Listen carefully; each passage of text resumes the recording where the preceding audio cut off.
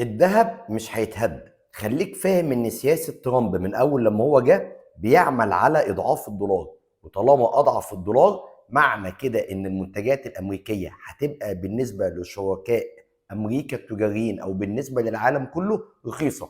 عايز يعمل نفس تجربة الصين، وعلشان كده من شهر واحد حتى الان الدولار خسر تقريبا حوالي 10% من قيمته امام العملات الاخرى، ومؤشر الدولار فعلا نزل من 108 لغايه 96 ونص او 97.